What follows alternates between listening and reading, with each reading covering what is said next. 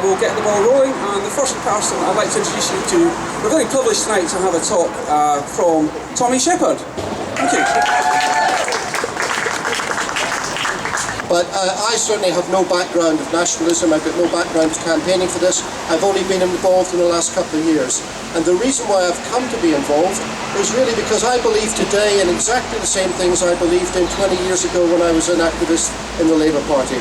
I believe in social justice. I believe that this is a very rich country with a lot of very poor people in it, and that is wrong. And we should take control of our own country and our own resources and use them wisely and use them fairly. I believe we can be more prosperous and more egalitarian at the same time, and I believe that we can actually be a beacon in the world and show other countries and other peoples how to get things done. And it's because I believe in those things now that I am voting yes for independence, because I've quite simply come to the view that it's easier to achieve those things, easier to achieve change, if we start first in a small country of 5.5 million people, than if we try and remain as a small part of a much larger country where it seems a fair number of people do not agree with that point of view. So I'm voting yes for change. I'm voting yes to try and have a new Scotland, which will be a fairer, if you like, social democratic Scotland, one where equality and just social justice is at the centre of public policy.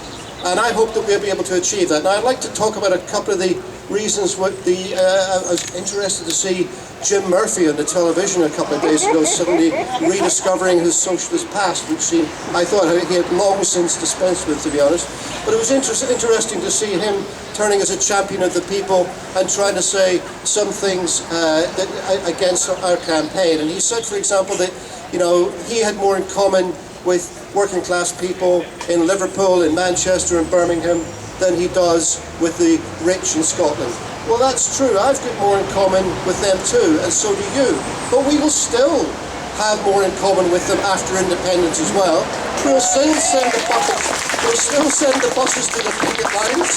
We'll still be able to give them whatever moral and physical support we can. And think on this: we can do more than just join protests. There will still be a lot of governing to do in these islands, and one of the things an independent Scotland will have to do is to enter into relationships with governments in the rest of the UK to control all manner of things, from intercity transport to climate change to a whole range of things.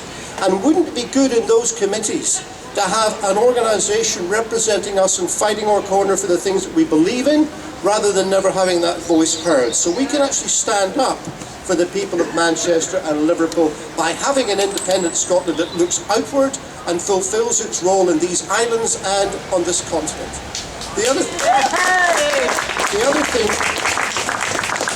thing they're very keen on saying is they don't believe in separation. I mean, as if we're going somewhere, as if someone was going to dig a trench at Hadrian's Wall or float us off into the North Sea. The bad news for the Daily Mail is we're not going anywhere.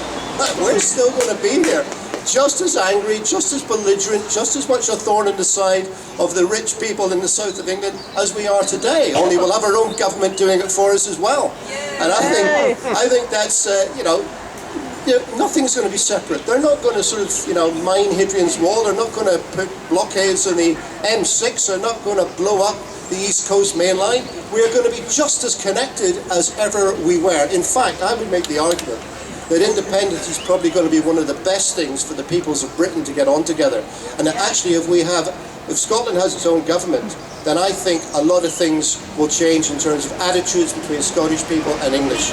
You won't be able to get this rabid nonsense that you get I have to say the Daily Mail again, because that's where most of it is, but in other journals as well. They think we're all subsidy junkies and think the only reason we have what we have here is because people in England are paying taxes to subsidise us, which is not true, but that is what some of them think. And there's also far too many people in Scotland going around with a big chip on their shoulder thinking everything that's wrong is all the fault of the English. You give us independence, you get rid of both of those things at once. Because we stand on our own 2 feet. We stand on our own 2 feet, we make it work. If we make mistakes, we learn from them, but at least they're our own mistakes. And the final thing I guess I wanted to say was that this question of economics, I must admit, economics bores me shitless, to be honest, but I've read up on it. I mean, I thought I shouldn't stand up and pontificate at microphones unless I'd read a few things online and in print. So I've had a look at the economic case, and you know, you can use facts and figures either way, and I can stand here and tell you how we pay actually more tax in Scotland per head, and that our gross domestic product per head is greater than it is in the rest of the UK, and that's even before we start thinking about what to do with our money and whether we should be spending it on Trident or spending it on health and education. But all of those arguments, right, can be left to one side. You quite simply put it as a matter of common sense. If a small country of 5.5 million people in the north of Europe, with a literate and educated workforce, with an abundance of natural resources, and with a highly developed social and physical infrastructure, cannot be independent, then no country on this earth can be independent. We are well placed.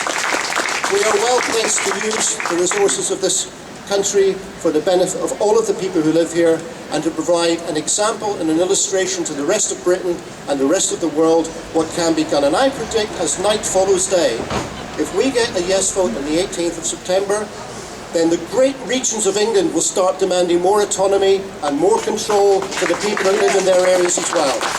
And they will also rise up to challenge the city-state of London and the banking oligarchy that controls far too much of our everyday lives. So this isn't just voting yes for Scotland, this is voting yes for the biggest reform in the United Kingdom we have seen since 1926. This is voting yes for all of the peoples of these islands. This is voting yes to be a good thing in the world. Thank you.